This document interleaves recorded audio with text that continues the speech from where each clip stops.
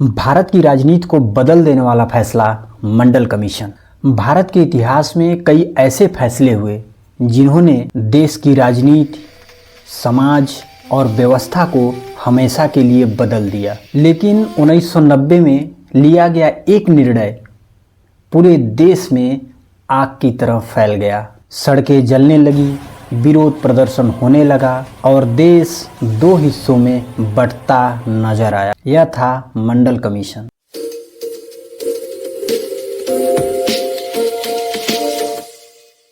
नमस्कार दोस्तों, आज के इस वीडियो में हम समझेंगे मंडल कमीशन क्या था, मंडल कमीशन क्यों बना, इसमें क्या सिफारिशें थी, पूरा विवाद क्या था, इसका भारत पर क्या असर पड़ा।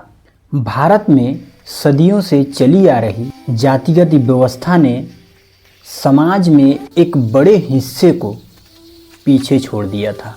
आर्थिक असमानता, शिक्षा में कमी, सरकारी नौकरियों में पिछड़े वर्ग का प्रतिनिधित्व लगभग न के बराबर था।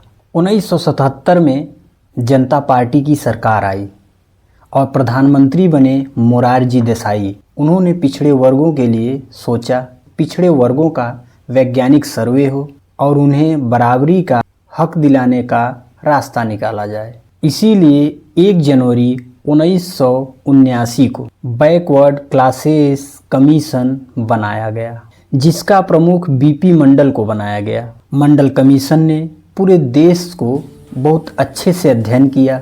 जाति, शिक्षा, सरकारी नौकरी, सामाजिक स्थिति, हर चीज को बड़े अच्छे से, बड़े ध्यान से देखा गया। सबका रिकॉर्ड इकट्ठा किया गया।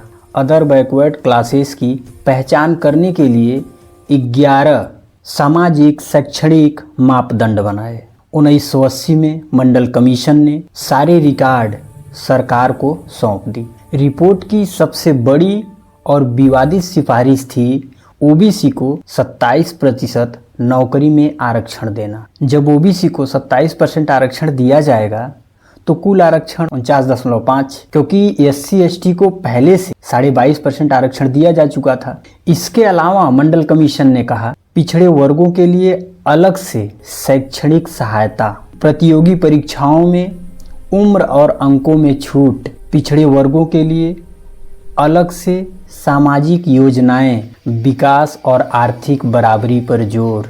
यह लागू नहीं हो पाया।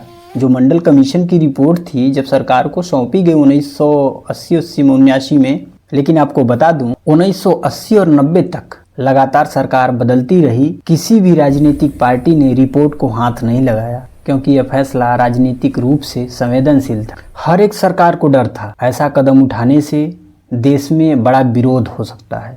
लेकिन एक पल आता है 1990 का। उस समय प्रधानमंत्री बनते हैं वीपी सिंह, विश्वनाथ प्रताप सिंह।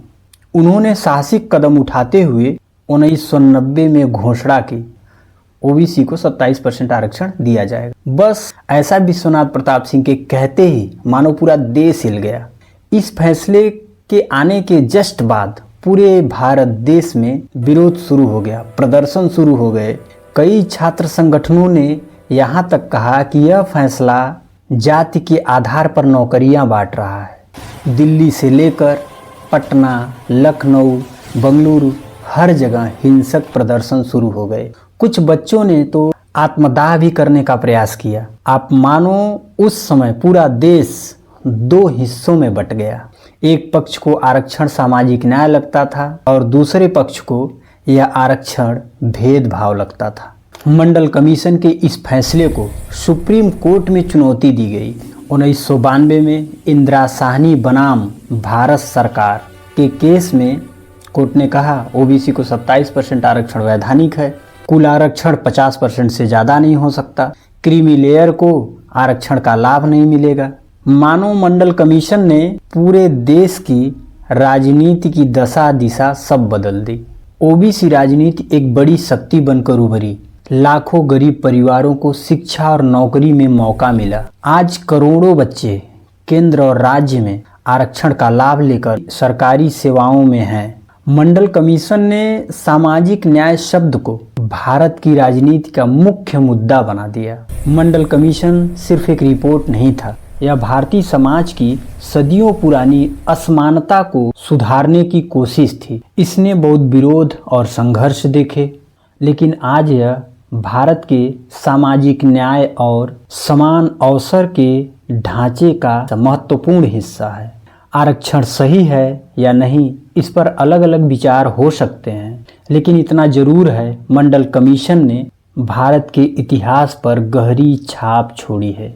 अगर आपको ऐसा वीडियो अच्छा लगे तो मेरे इस चैनल को सब्सक्राइब कीजिए, एक लाइक, एक कमेंट कीजिए, ताकि आपके पास ऐसी वीडियो आते रहें।